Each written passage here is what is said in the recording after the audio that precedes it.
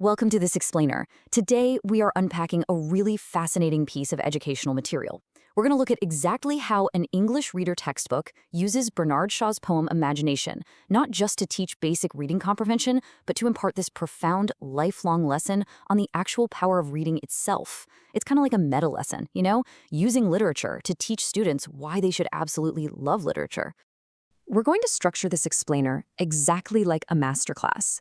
Here is our agenda for today. 1. The magic of pretend. 2. Escaping through books. 3. The serious adult world. 4. Unlocking the vocabulary. And 5. Testing our comprehension. All right, let's just get right into it. Section 1. The magic of pretend.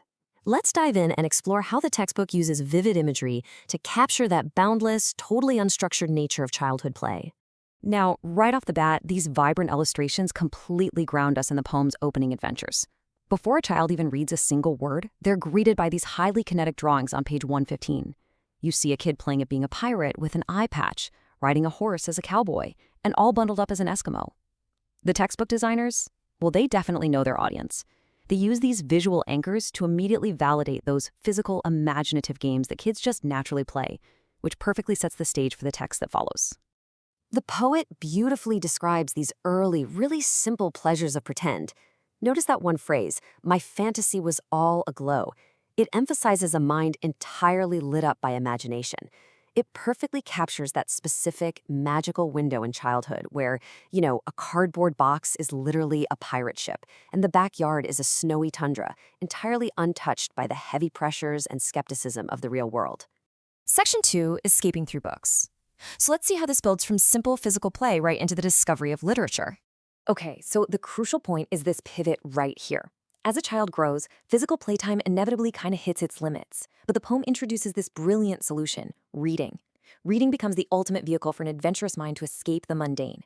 It's no longer just playing pretend out in the yard. It becomes a limitless passport to literally anywhere in the universe, providing an escape hatch from what the poet calls the daily grind.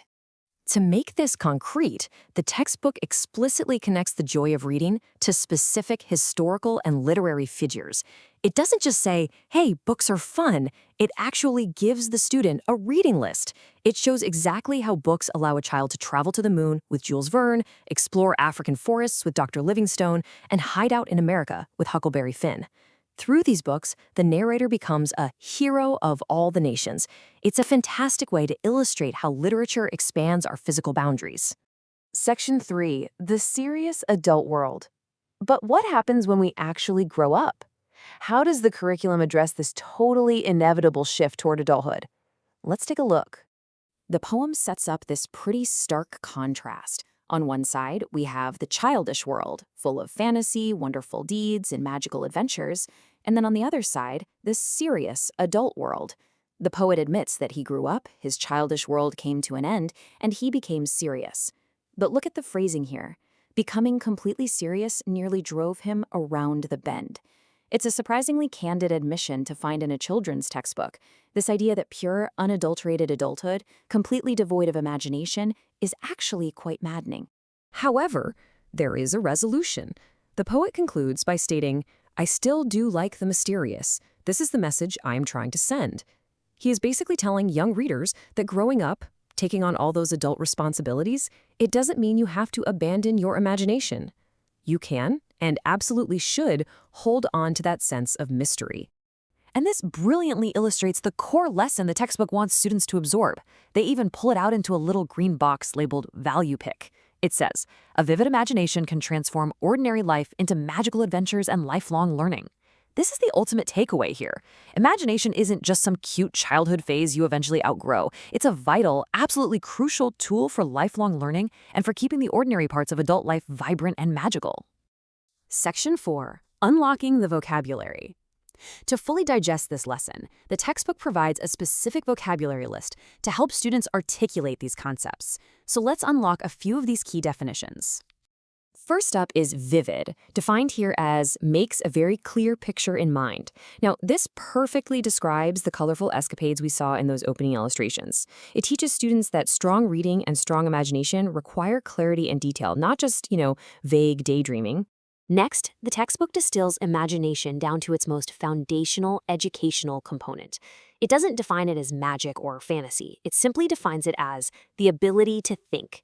I absolutely love this framing. It elevates imagination from a simple playtime activity right up to a core cognitive skill. To imagine is to think deeply. Finally, adventure is defined as a risky undertaking with an unknown outcome. And hey, yes, that little typo is sitting right there in the original textbook, which honestly is a bit of an adventure in editing all on its own. But typos aside, it reminds us of those bold journeys with Jules Verne and Dr. Livingston. It suggests to the student that reading a really good book involves a little bit of intellectual risk, stepping into the unknown just to see where the story takes you. Section 5. Testing our comprehension. All right, it is time to turn these concepts into active practice by looking at the challenges designed for the students. So, the multiple choice section, Section A, tests direct factual recall. It ensures the reader actually understood the basic mechanics of the text. For example, how did the poet escape the daily grind? The answer? He discovered the joy of reading. It reinforces that critical pivot we discussed earlier, making sure the student grasps exactly how the poet navigated the transition from play to literature, and eventually to the, well, tragic seriousness of his adulthood. Building on the poem's structure, Section B shifts gears entirely. It challenges the reader's vocabulary and phonetic skills by asking for 3 rhyming words for specific ending beats from the poem, like please, hide, mind, snow, and deeds. It's a really clever way to force the student to actively engage with the actual mechanics of poetry, moving them from just passive reading to active creation. They have to use that vivid imagination to find the right words. Finally, Section C leaves the student, and honestly us too, with a brilliant analytical challenge. Based on Bernard Shaw's insistence that he still likes the mysterious, what is the poet actually trying to say? It pushes the learner completely past memorization and right into critical thinking. So I will leave you with this final thought to ponder today.